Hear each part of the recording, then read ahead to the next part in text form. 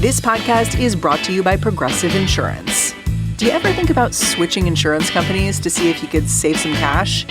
Progressive makes it easy to see if you could save when you bundle your home and auto policies. Try it at Progressive.com. Progressive Casualty Insurance Company and Affiliates. Potential savings will vary. Not available in all states. When it comes to what your family eats and drinks, you know your choices matter. You're the expert because you know what fits your life. And getting it right starts with good information. That's why America's beverage companies are sharing more information about our ingredients at goodtoknowfacts.org. No spin, no judgments, just the facts straight from the experts for more than 140 beverage ingredients. Visit goodtoknowfacts.org.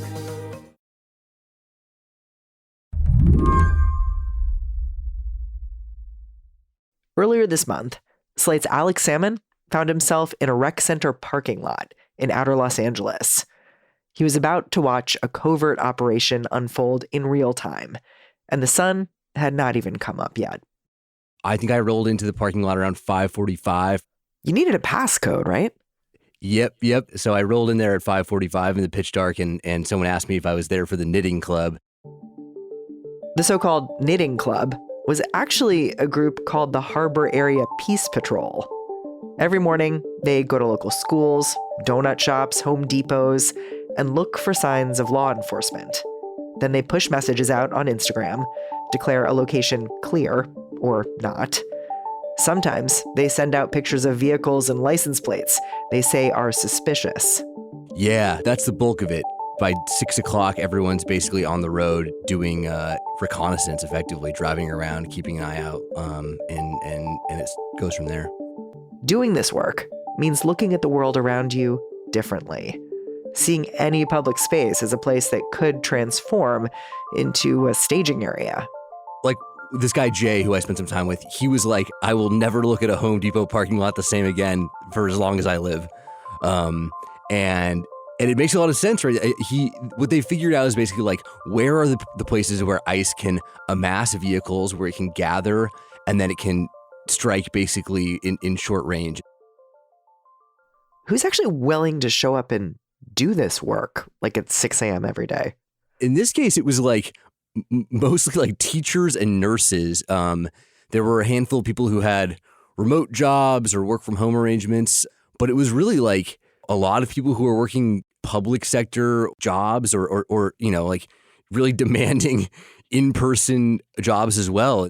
What's interesting about the way this whole timeline has happened is that the Trump administration did their big shock and awe roll through Los Angeles on like June 6th or 7th, I want to say, early June. It sort of just so happened to coincide with the school year letting out. And so one of the members of this group that I was with made this point that it was like, well, it was convenient for us because the second that they decided to announce ICE's, you know, basically occupation of Los Angeles was also the time a bunch of us had more time on our hands because we're, you know, largely teachers and so at first it wasn't such a massive ask. It's interesting you say that because I've been thinking about basically exactly that point. The idea that LA got all this attention for what was going on there in the summer. It seems to me there's still plenty of things going on, even though the National Guard isn't there anymore. But what's happening now is more routinized and secretive and repetitive. And also, obviously, it's during the school year. It's kind of easy to maintain momentum briefly through a weekend of protest or even a month of, say, National Guard deployment. I'm impressed the people you found seem to be sticking this out day after day. Oh, I was amazed by it. Yeah, they were well over 100 days at that point, and multiple members, told me like at first they were like, "Can we do this for a week? Can we do this for 2 weeks?" How long do they think they can keep doing it? It's a great question. One of the members, Jay, who I spent a lot of time with, he said that he's prepared to be there for 3.5 years, that like he will do this as long as he can, and that they understand that this is the Trump administration part 2. This is the deal. Today on the show, the very homegrown, very serious effort to stop immigration raids, one parking lot at a time. I'm Mary Harris. You're listening to What Next? Stick around.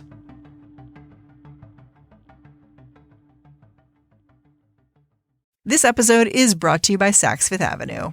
Saks makes it easy to find the perfect gifts and holiday looks that suit your personal style. The holidays can be a whole lot of things. Fun, relaxing, but also a little stressful because you've got a long list of friends and family and you gotta find a gift for everyone. If you go over to Saks.com, I guarantee it's gonna jumpstart all of your ideas for what you should be getting your friends and family. It is the only website on the internet where you're going to find super high-end luxury Prada sneakers next to a crystal floral A-line gown from MacDougall. And then that's right next to a Cynthia Rowley ombre long-sleeved wetsuit. These are things I did not know existed until I went to Saks.com. And now I'm like, maybe I should be getting a bathing suit for my mom this Christmas. Maybe. Going into this holiday season, I feel confident Saks is there to help me find inspiration, curate a holiday wish list, pick out gifts for my loved ones, and have a look ready whatever might come my way. Whether it's an office holiday party, a cozy night in, or a vacation getaway, Saks has got everything you could want. If you're looking for shopping to be personalized and easy this holiday season, then head to Saks Fifth Avenue for inspiring ways to shop for everyone on your list. This podcast is brought to you by Progressive Insurance. Do you ever find yourself playing the budgeting game, shifting a little money here, a little there, just hoping it all works out? Well, with the Name Your Price tool from Progressive, you can be a better budgeter and potentially lower your insurance bill, too. You tell Progressive what you want to pay for car insurance, and they'll help you find options within your budget. Try it today at Progressive.com. Progressive Casualty Insurance Company and Affiliates. Price and coverage match limited by state law. Not available in all states.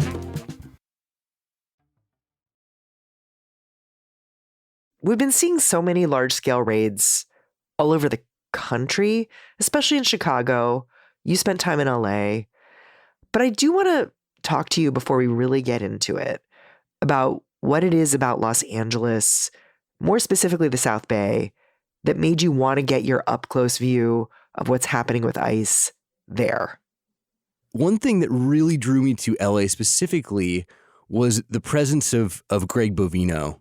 And that's a name that I'm sure a lot of your listeners here are familiar with. Maybe some aren't. He is, popular and very much ascending in the Trump administration. He's from Border Patrol, right? Like he's not even Immigration Customs Enforcement. Right.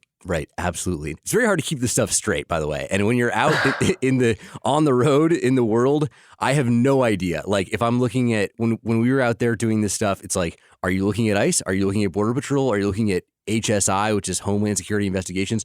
I have no idea. You're just looking at a guy with a gator. Right. It's like, exactly. Just a guy with a gun and his face covered. Border Patrol is a different department. It has its own traits and characteristics. It's known for being more aggressive. Yes, for a very long time has been very aggressive, has been largely out of control. This predates the Trump administration. And Greg Bovino, who, I think we'll be seeing a lot more of. He's a very specific look. He's got this spiked hair and it's shaved on the side, and he's short and he wears these big combat boots. And Bovino was basically at the end of his career. He's in his mid-50s. He had a series of sort of ignominious displays under the Biden administration that made it seem like he was on the way out. And then in January, he led a raid of Border Patrol agents up in Kern County in California. But it sort of actually set the tone for what we've seen for the last year. How so? It was one of these raids where they were like, all right, we're just going to run through here and we're going to see who runs, and whoever runs, we're going to grab and we're going to detain them and we're going to get them into lockup. We're going to get them into detention. We're going to get them into processing, and we'll see what we get. And that approach is novel. That approach was not what we were seeing before. Bovino, according to his Twitter, is stationed in LA. LA is his home base right now. And what we've seen in LA is that they're not putting up record deportation numbers per se, but they are arresting a hell of a lot of people. That distinction is really important, right? Because what they're doing is they're descending on these places like Home Depots or car washes or, Latino grocery stores or schools or whatever. And they're just grabbing a bunch of people. They have no warrants. They don't know who they're after. And then then they can mark these as arrests, right? Then they have huge arrest numbers. Well, half of the people they picked up were not undocumented. Half of the people they picked up were documented. Yeah, more recently, he conceptualized that raid with people belaying into an apartment building, right? Right. There's also video of him on the outskirts of Chicago throwing tear gas, it seems, at protesters, him himself, which is very aggressive. He's actually in court this week talking to a judge about that because that's against the rules. Yes. Right. And he's been in court in Los Angeles as well. They tried to bring a case against a protester for like assaulting an ICE agent or a CBP officer or something. It was incredibly thin. And Bovino actually got up and testified in that case and said, I saw it happen. And the jury in that case threw out the charges anyways. Wow. So tell me about the group you were following that was trying to kind of counter these aggressive tactics. They're known as the Harbor Area Peace Patrol. What's like the rhythm of their day? I know that you said you kind of got up pre-dawn with them and they were going to places and declaring them safe or not, like sort of sending out pictures, things like that. But they weren't just doing that. They were also heading to ICE headquarters, right? Right. Yeah. So the ICE headquarters in this area, the most important base that ICE has, is this federal land on Terminal Island, is what it's called. And Terminal Island is like this little area. It's sort of right in the middle of the greater port of Los Angeles. So it's the port of LA and the port of Long Beach are sort of like wrapped around it. And this is the most, the busiest port in the United States. So massive shipping hub. I would think this area would be pretty protected. Why are they able to get so close? Yeah, that's an excellent question. And the reason they're able to get so close, Mary, is it's because of Japanese internment, actually. It's because of this period of, I would say a pretty shameful period of racialized violence and against a minority group that right after FDR signed the law that allowed for Japanese American internment, the very first place that people were forcefully evicted and then sent to camps was from this Japanese American fishing village right there on Terminal Island. And so there's this little shrine there. It's there's a plaque and there's a statue and it goes through the history. And, because of that, there's this public monument there. And the public monument happens to be right in front of the militarized checkpoint of the ICE headquarters there on Terminal Island, which means that the Harbor Area Peace Patrol is able to stand there and take photos and monitor, and there's nothing ICE can do to get rid of them. Wow. Yeah, the guy you were with, he basically had two clickers in his hands, and he was cataloging the cars that were going in and out. He was taking pictures of license plates, trying to document as much information as possible. Why was he doing that? Like, what was he trying to ascertain? So Vic, who I was with, and this whole group, they go to great lengths to make sure that they are not engaged in anything that will be considered by the department or any department as doxing. But you're allowed to keep track of publicly available information, right? So when a car drives down the street into Terminal Island, when it drives out, that's a public street. Like that information is available to you and you're allowed to compile it. And so every day they're out there, they're keeping tabs on how many cars are going into the base, how many cars are coming off of it, which gives you a good sense of how many raids there might be in the area. And then again, of the license plate numbers, the cars that are coming out, their makes and models, because they're familiar, right? They've been there all summer and they know which have gotten a sense of like which cars are engaged in taking people, which, they call them kidnap cars. Yeah, these big Chevys. That's what they were calling kidnap cars, right? Yeah, but now it's evolved. So it was a lot of American-made big black Chevy SUVs, exactly. And now it's becoming more and more Subarus and Hyundais, and there was when I was there, they had a Volkswagen ID4, the electric car, and so they're always trying to camouflage themselves in the greater LA traffic effectively. But I imagine once you have this information about the license plate and the make and the model, you can then send it out to all of your comrades who are in a parking lot and be like, hey, like look out for this vehicle. Right, exactly. And so that's the thing, is that once they see a car come out that's got familiar plates, familiar make and model, that they know is being driven by ICE or ICE agents, whether they're undercover or uniformed, they can say, hey, put this on the Instagram. Here's the car. It's out today. Here's the license plate. Keep an eye on it. The phrase they use is a BOLO, so a be on the lookout for. And for people who live in the community, that information can be incredibly useful, right? Because it's like, if you're going to work, what to keep an eye out for, like what areas these cars have been cited in. It's sort of life or death, right? For some people, it's incredibly high stakes, and that information can make a huge difference. And that's sort of what they've been doing, is just saying, here are the cars, here's what to look out for. You make your own decisions, just stay informed about what's out there, and people can protect themselves, or at least can sort of have a sense of what the risk level is and what's going on. We'll be right back after a quick break.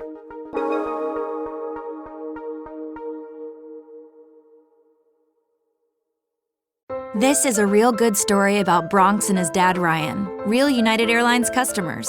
We were returning home, and one of the flight attendants asked Bronx if he wanted to see the flight deck and meet Captain Andrew. I got to sit in the driver's seat. I grew up in an aviation family, and seeing Bronx kind of reminded me of myself when I was that age. That's Andrew, a real United pilot. These small interactions can shape a kid's future. It felt like I was the captain. Allowing my son to see the flight deck will stick with us forever. That's how good leads the way. When news first breaks, it's everywhere. In the headlines, on TV, all over social media, and in your push notifications. It's like a storm. But the coverage leaves you feeling unsatisfied. Well, that's where we come in. I'm Meghna Chakrabarti, host of On Point. We ask the questions that still need answers. We analyze the meaning behind the news and why it matters to your life. We equip you with the knowledge you need to face the next news storm. On Point is clarity when it counts. Subscribe today, wherever you get your podcasts. Hi, it's David Plotz, one of the hosts of the Slate Political Gabfest. We have been doing this show, the Gabfest, for 20 years now. It's literally one of the longest-lasting podcasts on the planet. And one of the best parts has been getting to do live shows and actually being around our amazing listeners. It is such a different energy than sitting around at home or in a studio. You get the crowd, you get the energy. It's just more fun. John Dickerson is always hyped in front of a crowd. So we're going to do a 3-city tour this year, Chicago, New York, and DC, and each one feels special for different reasons. Chicago's our first stop on Wednesday, October 29th. Tickets are on sale at slate.com/GabFestLiveChicago. We've got VIP packages, so you can come to a pre-show reception with us, where you can hang out and talk. If you're a Slate Plus member, there's also a discount code in the events page in your account. And if you're not a Slate Plus member yet, this is a good reason to join. Then we'll be heading to New York and DC. DC is where we did our first ever live show. Those tickets will be on sale soon. If you want to be the first to know, go to slate.com/GabFestLive and sign up via the Google form, and we'll send out info when those shows go on sale. We're really, really excited to do this tour. It's been really meaningful for us to hit 20 years doing this. So go to slate.com, Gabfest Live Chicago for Chicago tickets, and slate.com/GabFestLive for more information about the tour.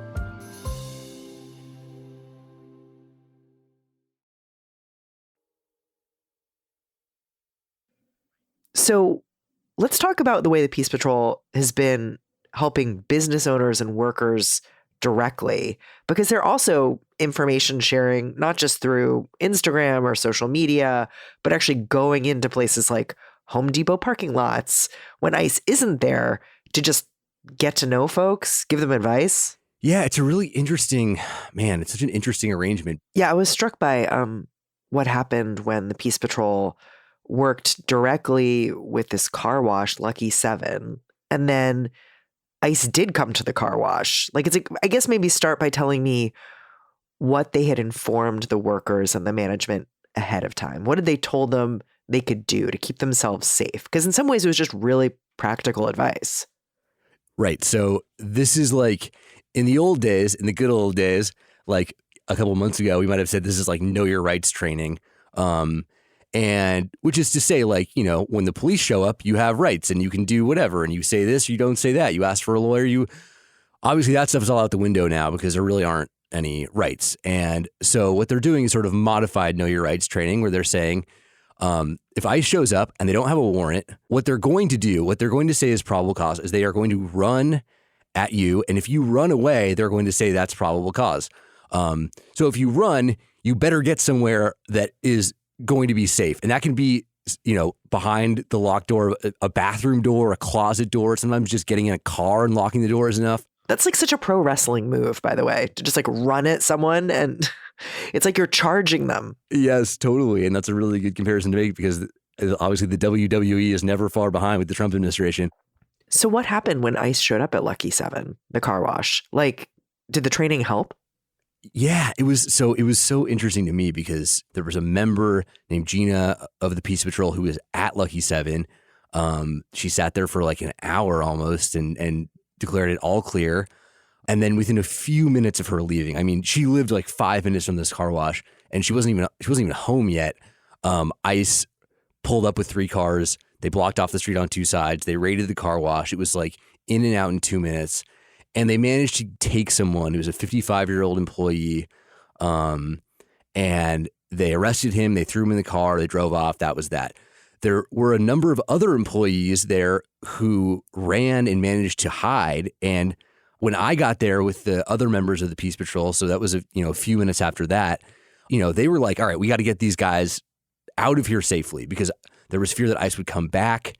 And because it was sort of like an incomplete raid. So, which is a very long way of saying that like the training did actually work. And like, it was this, brutal, it was excruciating, right? Because they lost someone and it was like, all right, well, we just lost another person and, his wife and, his family and we don't know what's going to happen. We don't know. And he had someone's car key in his pocket. So someone had like left their car to be washed and was like, okay, well, you're out of luck.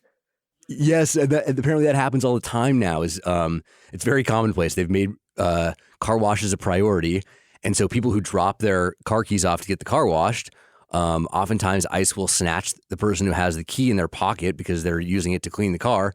And so sometimes ICE will bring back the key, and other times the key's never seen again. A couple things stand out to me about this story you're telling, which is one, the raid happens minutes after the Peace Patrol leaves. So it raises this question of, is ICE monitoring the Peace Patrol the same way the Peace Patrol is monitoring ICE? I guess that's my first question. Do we know? Exactly. I mean, I put a number of questions to ICE. None of them were responded to. I can't say with certainty that that's happening. I would suspect that that's happening. So like, can the Peace Patrol ever declare a place safe?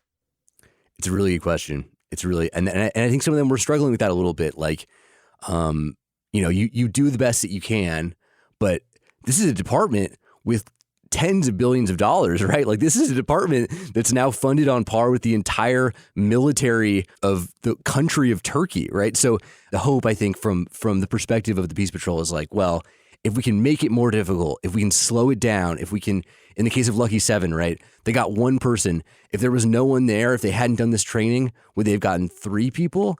That's a big difference. And I think it's in that sense, it's like this incredible stalemate, right? Where they're battling to protect people and they know that they ultimately can't win. Like ICE ultimately has so much money and they have so much firepower and there's nothing holding them back.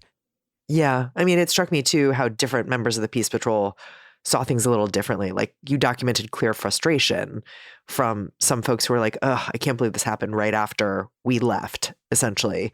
And then Vic, another guy you were with, was like, "Yeah, like a bunch of guys were kept safe though. So you have to see it through that lens. You just have to. Like that's the mentality required for this work." Right. And that's, I will say too for myself, like I obviously have done a lot of reporting in various environments, and some of them are pretty challenging. And I was surprised by how emotional it was when at Lucky 7 when everyone realized that we'd lost one person, or they had lost one person, or one person had been taken. I guess is probably the best way of putting that. It was like, I mean, I was sort of overcome. I was like, it was really emotional. In a way that I didn't expect. And this woman who's in the group, Mercy, said that to me too. She was like, this is not easy work. Like your emotional life like needs to be in order to do this because like the losses are painful. We've talked about the way the Peace Patrol is documenting how ICE is working, trying to prevent and mitigate the impact of raids. But you've also basically said people get swept up anyway. So can we talk a little bit about what happens then? Because you documented the way the Peace Patrol is coming in on the back end and trying to figure out, okay, who is taken? How do we help? Who's left? And then also what happens to people who are taken who are citizens or have papers. So can you explain that? Yeah, totally. From my understanding, what the Peace Patrol has sort of found in the months of doing this work is it depends greatly, like, right, if you're in status, if you're out of status, and if you're out of status, where you're from, that all of that factors in. So if you're Mexican and they get you, you're gone in 24 hours. That's basically what's happening. Wow. With the other groups, it differs. There was a guy who got taken from a Home Depot parking lot, one of the Home Depots that I'd spent some time in 2 days before I got there. He was a permanent resident, I believe. He was basically homeless, and they held him in Metro Detention Center downtown for a little while, and then they let him go, and they put an ankle monitor on him because they weren't totally convinced of the documentation that he had, but he's in standing. So that was that. What they often do in these situations is they leave you there with no phone or no wallet, and you have no ability to get back home. And if you're effectively homeless like this guy, it's like you really have no money and no recourse. How the hell do you get back? Like it's 30 miles back to the Home Depot parking lot. I can see why the federal government doesn't really like what this Peace Patrol is up to. They seem to be documenting a lot of problems with how these raids are going down. Do the Peace Patrol members themselves ever find themselves at risk? Yes, absolutely. There is huge physical risk. And in August, when they were doing this work, ICE came through and pulled guns on Vic, the guy who I spent a bunch of time with. They pulled guns on him. They pulled guns on this woman, Amanda, who was doing some observation work there. They arrested her. They took her down to a detention center. They detained her for 36 hours, you said. Right. Yep. And then they came back and rifled through her stuff in her car, searched her car. Vic told me at some point after that every day for 3 weeks there were cars with out-of-state plates parked in front of his house, and he asked his neighbors if anyone had friends visiting or what was going on, if anyone knew what these cars were. No one could account for them. And do we know for sure? ICE didn't confirm that they did that, so I can't say definitively that they did. But that alone is a pretty harrowing confrontation, and that sort of stuff is just part of the risk profile of doing this work. It's significant. It's substantial, the risk. As we're talking, there are reports of big changes happening at ICE, a purge of leadership, and at least theoretically, it leaves space for more people from Border Patrol, people like Gregory Bavino, who's been conceptualizing the kinds of raids you witnessed in Los Angeles, rising and becoming people who are in charge all over the country with theoretically more raids like this. What did what you learned in LA tell you that you'd want people other places to know? That's a really good question. I think that Tom Homan, who obviously is the border czar, this sounds too charitable to Homan, but I'll say this, and we can put an asterisk on it. But Homan was a guy who was like, we're all about the worst of the worst. We're getting these criminals. That's our focus. Get them out of here. That's not what Bovino cares about. Bovino cares about arrests, and he cares about fear, and he cares about making a scene. And I think that we're going to see something very different if the whole country goes in the direction of what LA has experienced. It's going to be violent. It's a different chapter, and I think that it's hard to believe. It's going to sound ridiculous almost to say that this could get worse, but I think that it's going to get worse. Alex, I'm really grateful for your time. Thanks for coming on the show. Yeah, you bet. Thanks for having me. Alex Salmon is a politics writer for Slate. You can check out his article about the Harbor Area Peace Patrol on our site right now. And that's our show. What Next is produced by Elena Schwartz, Rob Gunther, Anna Phillips, and Madeline Ducharme. Paige Osburn is the senior supervising producer of What Next and What Next TBD. Neil Lobel is the head of audio here at Slate. Ben Richmond is the senior director of podcast operations. And I'm Mary Harris. Go track me down on Blue Sky, see what kind of lozenges I've been mainlining recently. I'm at Mary Harris. Thanks for listening. Catch you back here next time.